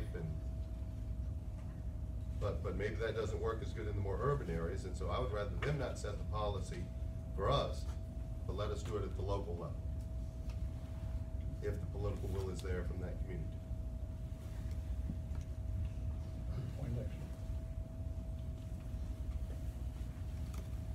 I just have a problem allowing any locality to totally ban tethering, because I think it's a few cases, even in the city, that's probably appropriate.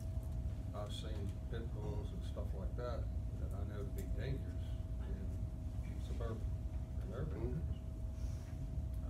So it's kind of hard to build a pen and hold them too. A couple of it just seems to me that whatever we do here, we don't allow a locality to totally put a ban on tethering. That's where I'm coming from. And I agree. Do you think this does that? The locality can. I think it does it better than I very quickly see the day coming when we will see a bill before this body, and the political dynamics and demographics of this 100 delegates will be vast majority in urban focus, more so than we've got now. And where their political base back home, that I received over 1,500 somewhere, because we did a count, I've got over 1,500 emails on this issue in the past few days. Not directly on this bill, but kind of related to where we need to support this. I'm just going to suggest to the delegate, I think this is the nearest thing you're ever going to see, being able to keep the state from shoving something down your nose at a future session.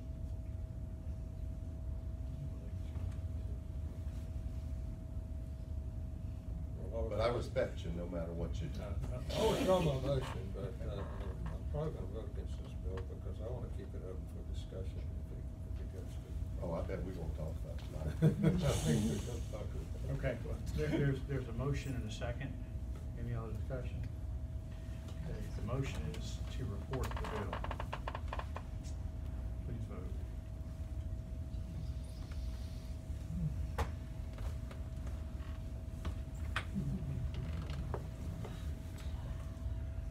Vote of 4 to 3, the bill reports. Thank you, Mr. Chairman, members of the subcommittee. Okay. Now, I think the only other bill we have is Delegate Bell. Delegate Bell, you have, I'm giving you your options. Okay. You see what Delegate Orrock's bill is. You can go patron his bill, or try to go forward on yours. Delegate Orr talked to me about his bill, and he was very gracious about it, and made that offer to me, and frankly, the reason why I ultimately declined that offer, respectfully declined here, is the ban, the outright ban on tethering.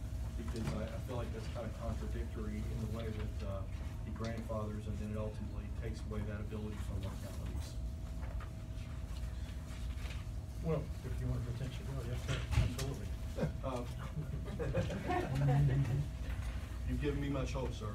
Well, you like I said, you have, you can co-patron Delegate Orrock's bill, or ask to strike, or we can certainly hear your bill. I'd like for it to be heard. Yes, sir. First, I have an amendment nature of substance. Simple bill that we didn't amend.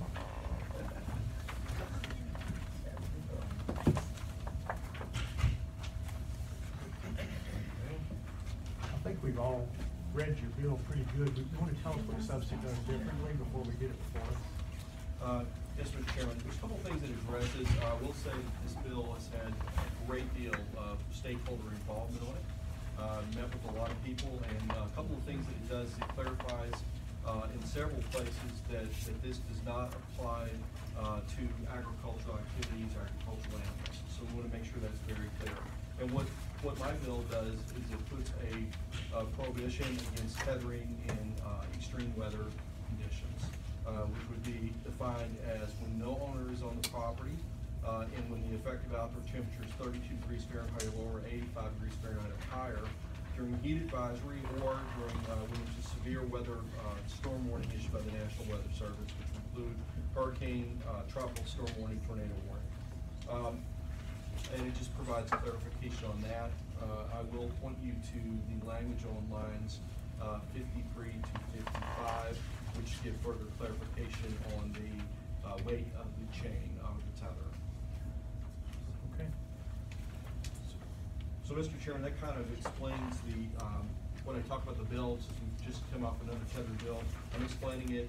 I will tell you that this bill, frankly, last year I brought you a tethering bill, which was a more comprehensive ban. This dials it back significantly to only inclement weather, and again, make sure agriculture is exempt from this, so there would be no impact there.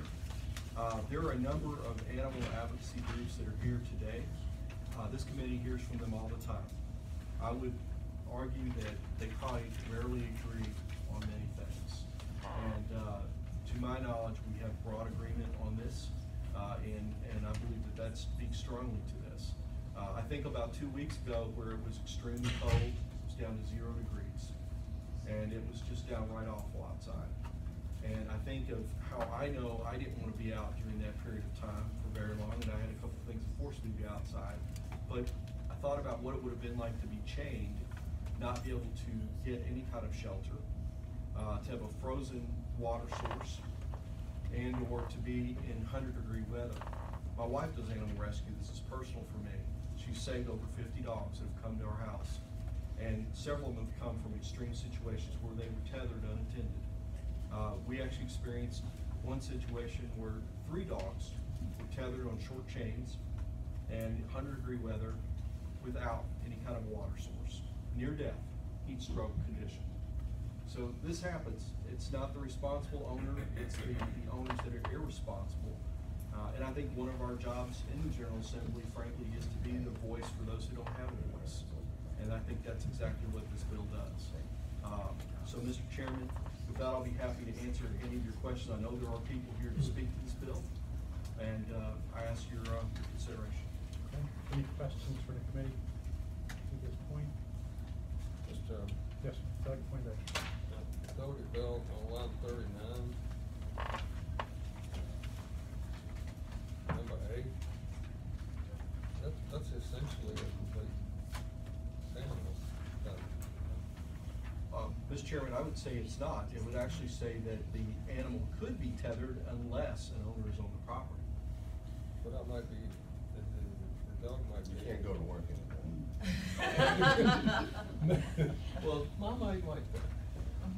Under the code definition for owner, there could be caretakers or others on the property. Further follow-up question. Isn't it true that even the current code requires animals to have food and water? Care what they, I mean, you mentioned the case that they were out there on a cold night and the water was frozen, water freezes at night. They've been fed twice, 3 times and stuff.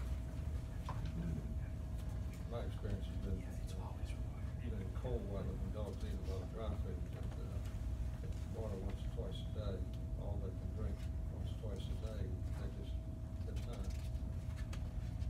But I guess maybe what I'm really saying is, if someone has 15 dogs, and there are many people in the state that have 10 to 15, I know some ladies that have that many dogs, but they're not hunting dogs, they're just pets. But when they get, some of them don't have air conditioning. So I don't know what would they do with these dogs? And conversely, what would they do on a cold night? How's somebody gonna bring 10 to 15 pounds? Mr. Chairman, I would say that in response to that, it doesn't require them to bring them to their house, they can put them in a tent. There are other options, they just can't be tethered. So.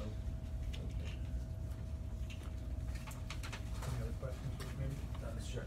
Go ahead. I just want to understand this better because, like I said a little while ago, I think, like my colleague, Delia Rodman, we're still somewhat new to this particular issue, that I've known this committee for a while. 2 questions. One is, the behavior that you're just describing and some of the atrocious situations that we found, would that be, under separate context, would that qualify as animal cruelty under the cruelty section of the law?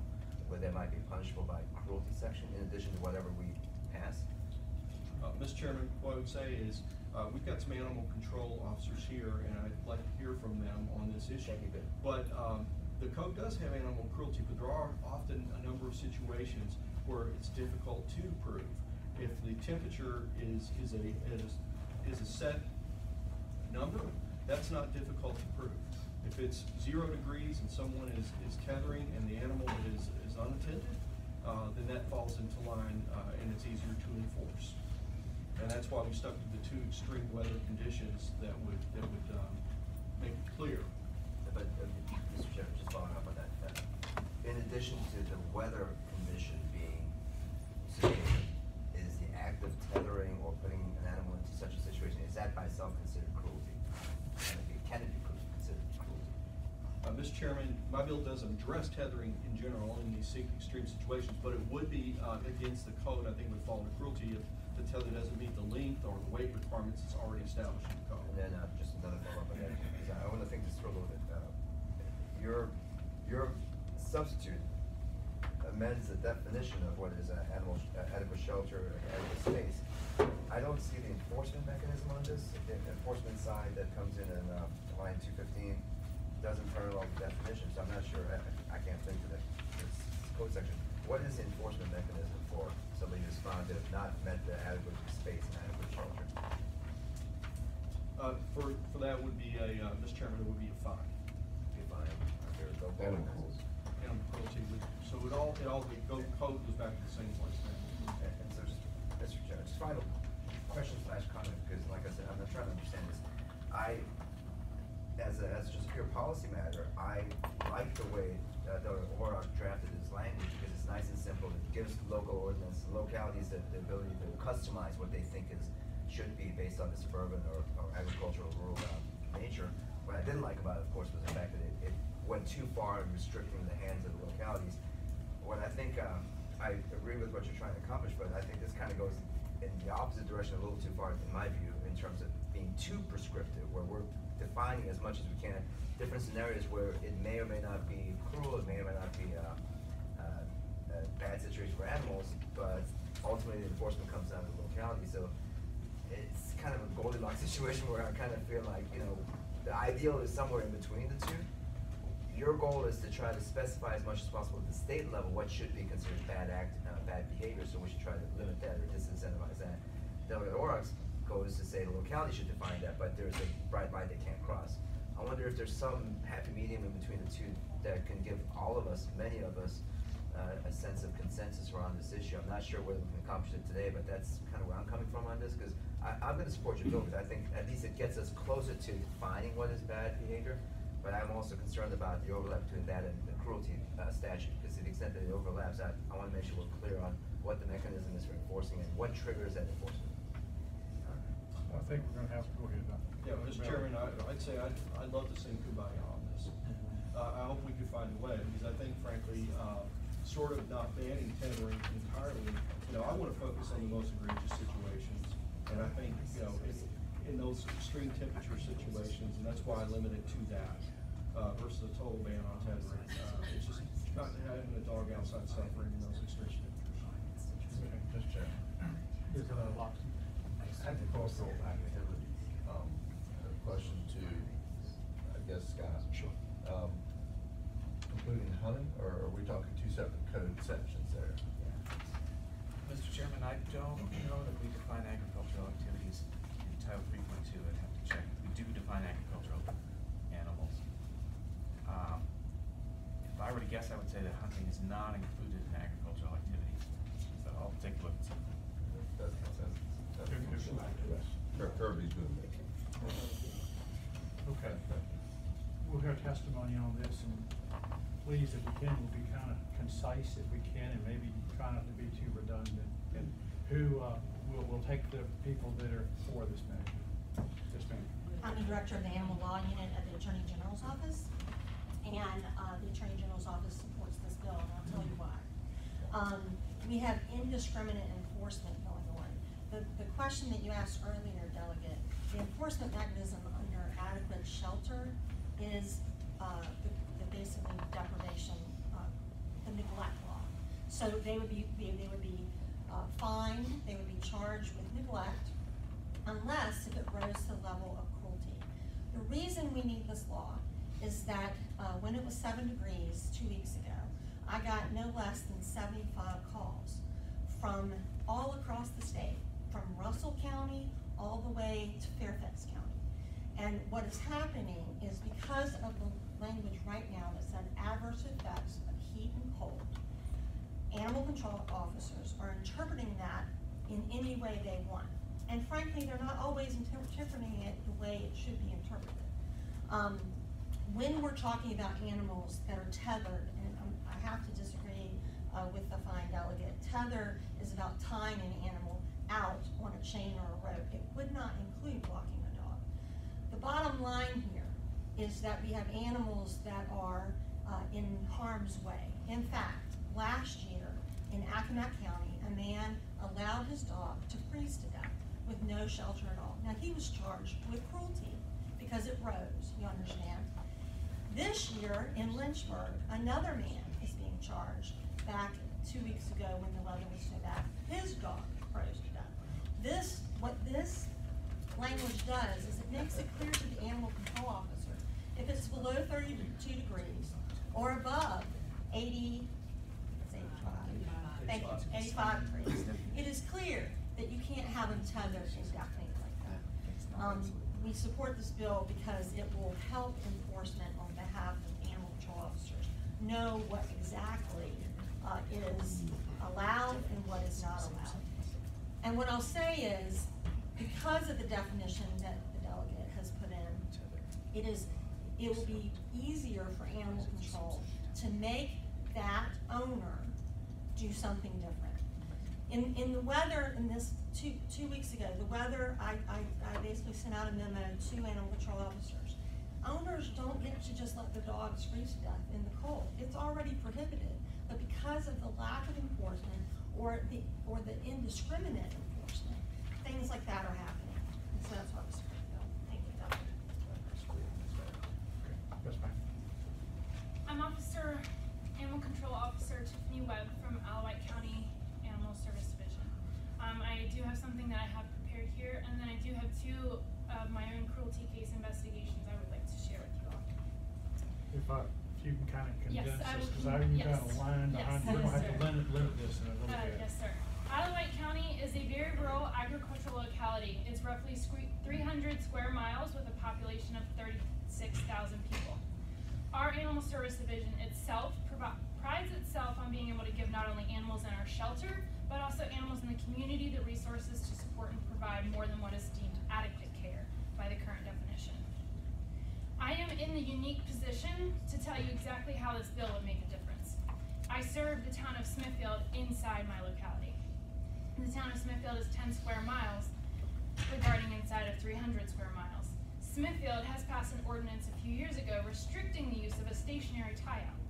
The amount of call volume that I have received in reference to neglected dogs on chains in inclement weather or chains in general is few compared to the rest of the county. Imagine if the dogs in the entire 300 square mile county could have the similar protections as dogs across the whole state could with the support of this bill. Based on the amount of calls that we receive, it is my also perception that the citizens in my county would also respect and accept this bill. You can ensure that those protections with the passage of this bill. I've driven a total of 4 hours round trip to be here to make sure that my voice is heard in respect for the animals of the state and also the locality that I serve. My two examples, very quick, in regards to your inclement weather. I charged somebody in reference to a hurricane where flooding happened in a very rural aspect of our county. 3 dogs died from drowning, being tethered. We took it to court. The judge deemed it dismissed due to an act of God. I had another incident as well with the dog dying on a tether due to the fact that the owner just merely forgot that they had an animal tethered in their yard. Tethering does provide some closure, I guess, for a homeowner as a protection animal.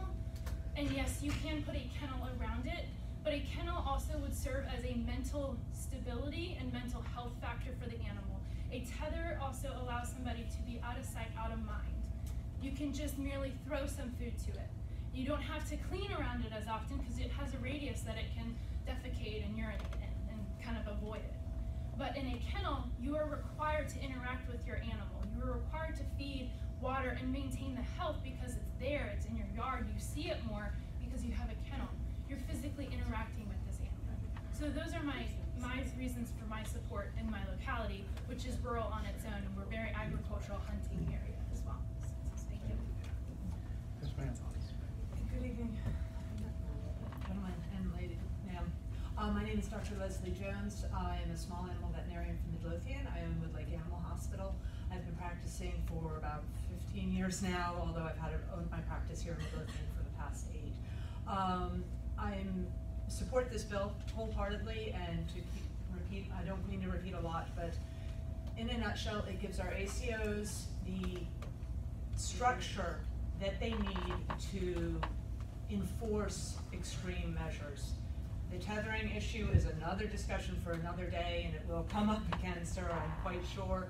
However, from a veterinary standpoint, without getting into the details of the medicine and what happens to the pets when they are tethered, the psychological ramifications, the physical ramifications, at least keeping them out of freezing weather and boiling weather. Our summers are as extreme as our colds. From a personal standpoint, my fiance is an Alaskan, and he lives here with me in Midlothian a lot of the year, and the weather in Midlothian is worse than it is in Juneau a lot of the time. And some of these dogs are chained out during this time. And to have the structure to allow some correction to that and ramifications thereof would be very, very necessary and help us in step in the right direction. Thank you for your time. Hello. My name is Kimberly Hawk, and I'm with the House Project, a nonprofit organization out of Charlottesville. Our main mission is to work directly with the families of chained and neglected dogs.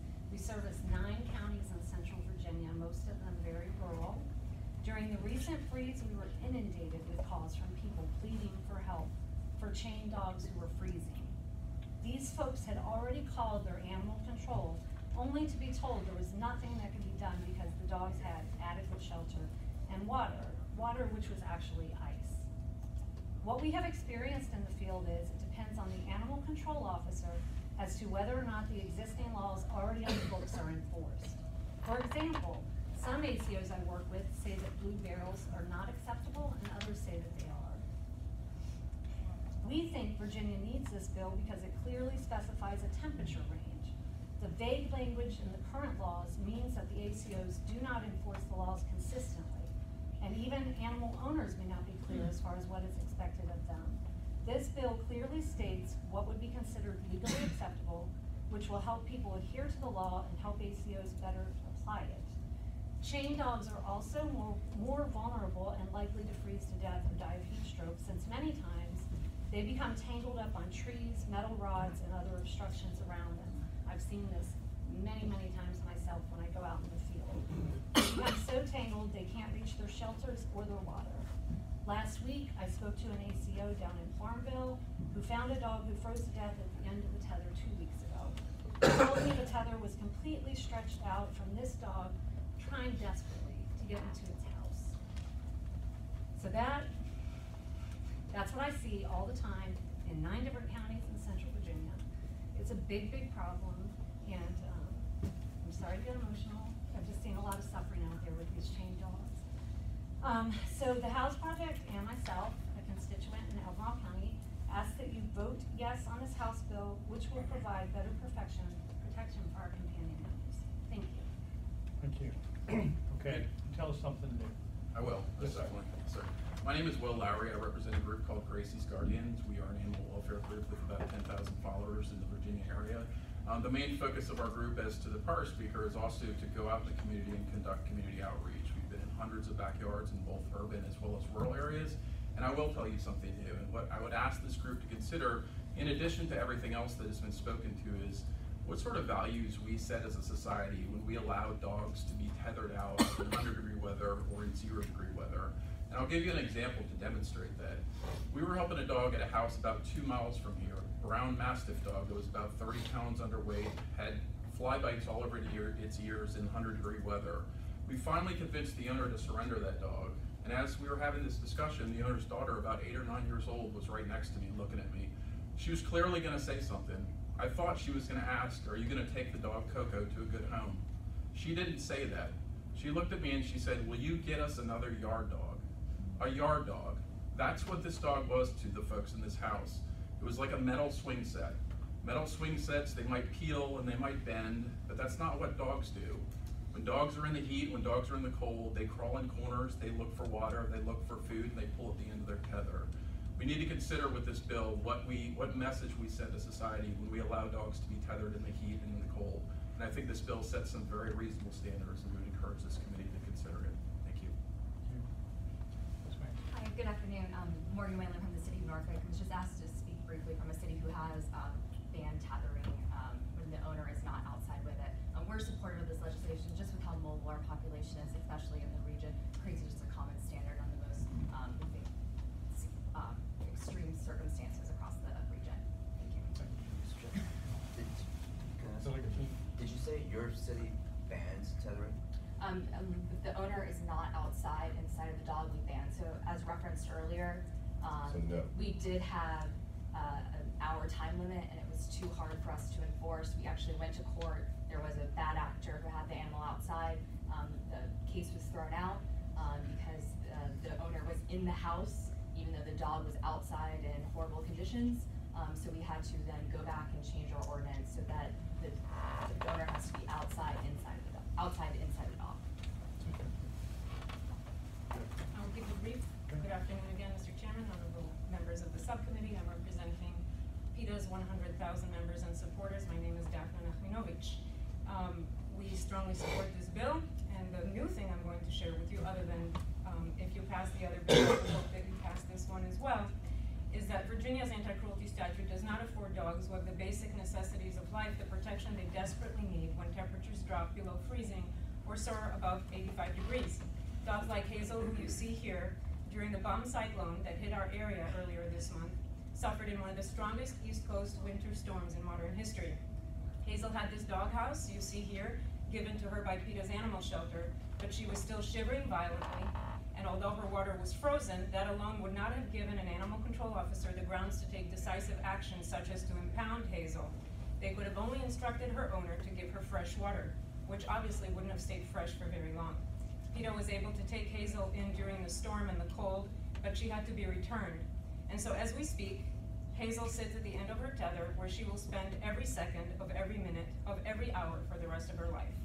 This bill will help Hazel and countless dogs like her suffer less when the temperatures and weather conditions put their lives at risk. Please vote to report House Bill 646. Thank you.